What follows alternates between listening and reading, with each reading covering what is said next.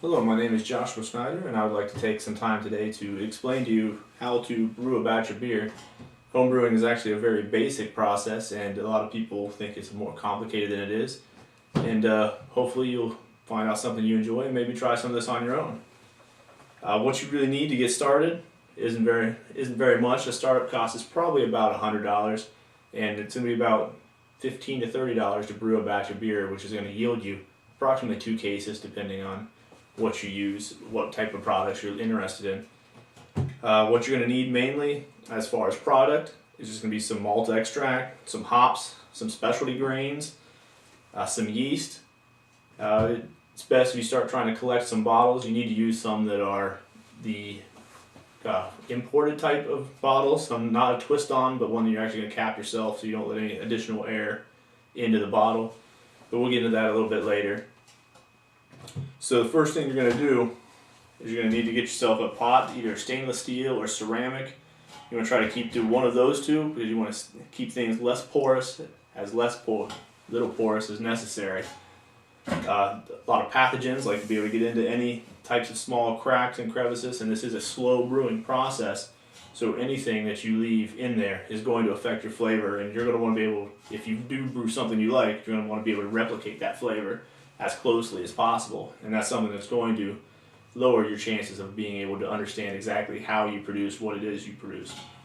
Alright, so to begin with, you probably want to take anything that's going to come in contact with the beer, and you're going to want to sanitize it, usually using just a bleach solution, something to clean everything up. You want to try to stay away from detergents or anything that's going to leave a film behind or anything that, again, will affect your flavor. When you get into that, after that, there's going to be, you have to wash it off with just something basic to clean the bleach off, keep it clean. From there, you're ready to get started with actually producing the wort, which is what you call what is produced before it becomes beer, before the yeast actually is activated. You're going to take your ceramic pot and put about 3 gallons of some type of sterilized water. You can either buy distilled water, or just boiling it itself will do something. I know a lot of people use water softeners or other things in their home main line to try to get a cleaner flavor. But you're going to take that water and boil it in here. Bring it up to a boil and put any types of specialty grains or anything you have that you want to get to the flavor. And again, whatever different type of flavor you're trying to produce, you can find different recipes. There's things out there to help you get whatever it is you're interested in. So once you get your grains boiling, you're going to want to let them boil for a while, sometimes 15, 30 minutes, maybe even an hour, depending on what type it is. And you're going to want to get the water to probably about 150 degrees, maybe close to 212. Actually get a good rolling boil going at this point. At that point, you're going to add anything else you have, some liquid malt extract, which is going to be the main source of your flavor. It's going to be real thick if you get the liquid kind, which gets a little sticky and isn't exactly the best to work with, so I usually use a dry extract. And then you're going to be able to add anything else you'd like to at that point for your flavoring. Once you get that in there, you're going to be boiling it again for another 15, 30 minutes. A lot of people like to add hops at this point. There's 2 different types of hops. You can have your bittering hops and then your finishing hops. Your bittering hops will go in at this point, and you don't want to overboil those, or you will get a very bitter flavor out of it. So try to stick to 15 minutes tops if you are actually adding the hops. And then at that point, you probably pull out any grain bags or anything you have in there. You want to pull it out at that point and you're going to add your finishing hops at that point. Again, staying under 15 minutes while you're boiling them, maybe less, because as I said, if you overboil them, it is going to have a poor effect on your flavor at that point. So once you get that done, you have basically everything boiled in there, all your flavoring you want to add. Any additional sugars, sometimes people like to add additional sugar if you're trying to get a high alcohol content. Not exactly I condone those actions, but to each his own. From there, you're going to want to try to cool this as quickly as possible and get it back down to a regular temperature, which is going to be somewhere around 52 to 70 degrees is where you're going to want it. So you're going to take this and pour this into a fermenter here, like I have. This is a plastic one. They do make glass carboys, which are nicer, but they're more expensive. a little heavier duty. I have one that I use. It's actually in use right now, where I would show it to you. And you're going to want to get it into here, add it, top it off with another 2 gallons or so to bring it back up to your 5 gallons that you're trying to produce. You're going to need to make sure that you do have one that's food grade. As you can see here, this one is actually made specifically for brewing. And you're going to want to make sure you have an airtight lid that's going to go on it. You see there's going to have a hole in the middle of it. What you're going to do, put in there, you have an airlock. What you're going to need to put in, it just slides right in here. You fill it with a little bit of water, and it's going to allow any methane or carbon dioxide that's produced through your process out, but not allow new air to come in to help you again produce a truer flavor. So you're going to have this sitting here, you're going to wait for it to cool down, and hopefully you can get it down to temperature rather quickly. The sooner you get it going, the better effect it's going to have. And once you do actually get it down to the lower temperature, around 58 to 70 degrees, that's when you're going to go ahead and add your yeast on top. When you put the yeast in, a lot of people like to activate it first, which means basically you're just going to add it to some water and go ahead and get the strain of yeast going again if you're using a dry yeast. And just put it right on top, and you're going to want to take this pitcher, and you're really going to want to spin it and really get a good froth going on top to actually make sure it's all good, nice and in there. At that point, it's a very simple process of just closing this lid up, and you're going to wait. In anywhere from 6 hours to 2 days, you're going to start seeing a lot of the bubbling action going on as the yeast is working inside. You're going to see a lot of action in there, and that's going to go on for probably anywhere from 5 to 10 days, depending on how much yeast is in there and how much sugar is in there. Again, you want to make sure that comes to a close before you really get into the rest of it, moving on to the next step. It is the hardest part for most people to wait patiently at that point and not rush through. But again, if your goal is to produce alcohol, you're going to have to wait as long as possible to make sure that you end up with an end result that is desired. So, after a week or so, this starts to slow down to a crawl. This is when you're going to bring in your next point, which you're going to bring in. What we have here is a siphon. So what you're going to want to do with this siphon is take and put it in here.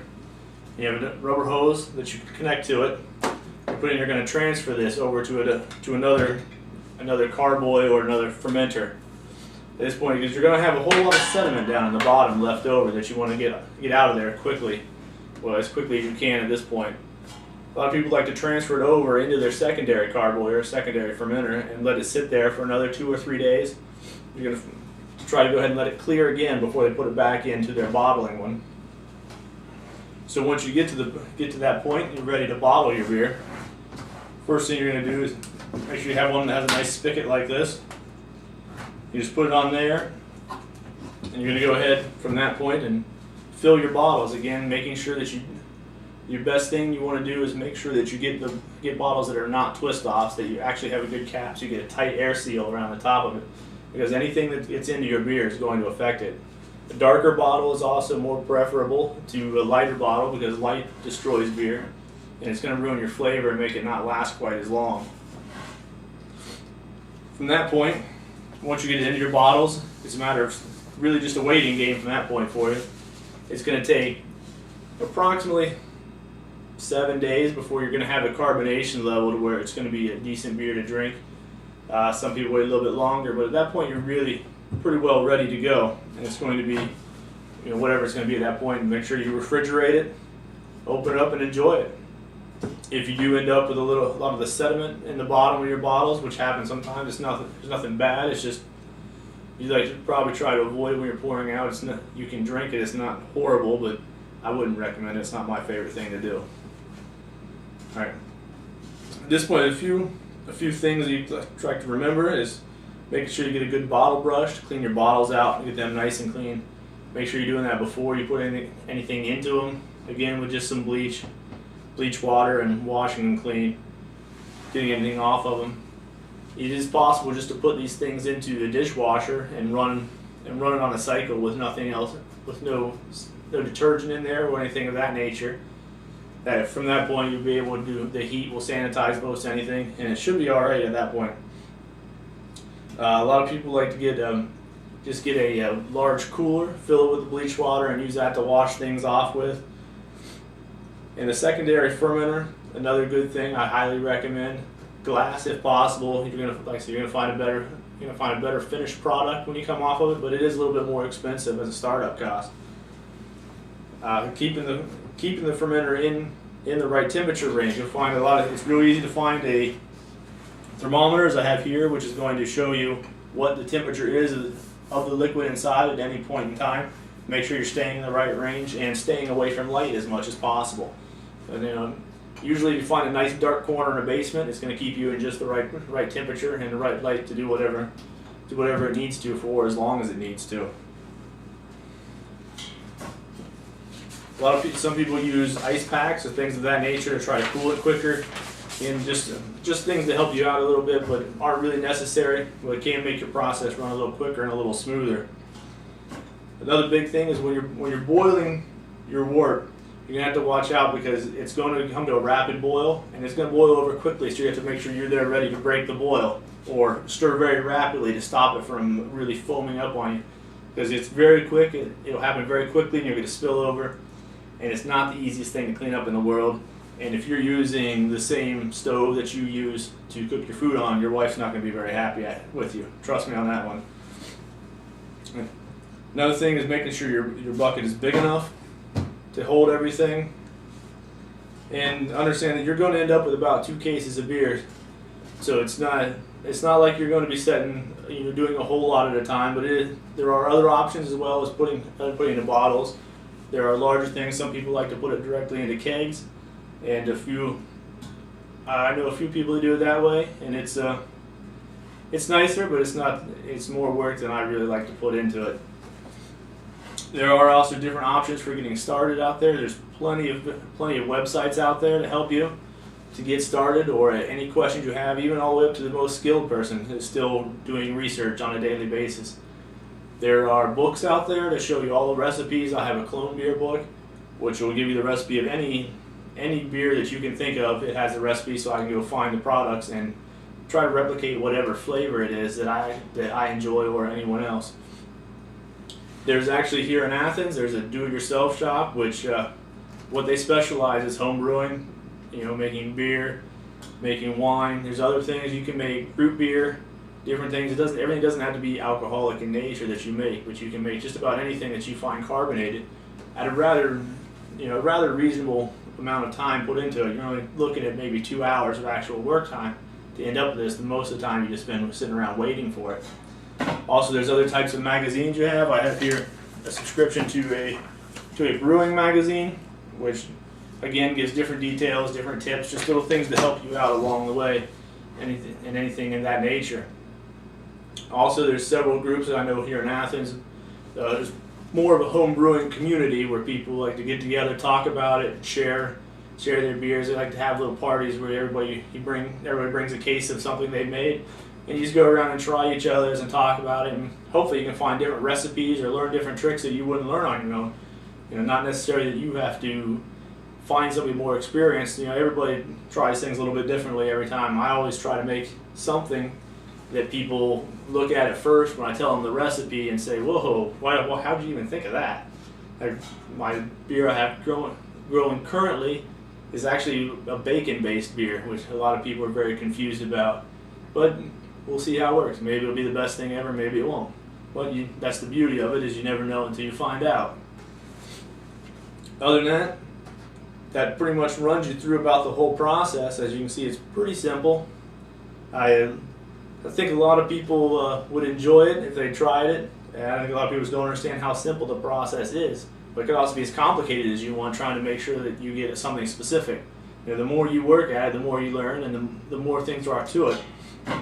But as a beginner, it's very easy to jump in and get started and just learn on the fly. Or I know if you go to places like the do-it-yourself shop, which I talked about a little bit before, you go talk with him, and he will actually, if you go down there and purchase products, he will on the spot help you brew your first batch to help you run through anything that any problems you'll run into, or just give you a general idea of the process. Well, like I said, that's about it, and I thank you for your time, and hopefully this will work out, and maybe you found a new hobby, and hopefully you'll be there ready to help me out some too in the future. And I appreciate your time. Thank you.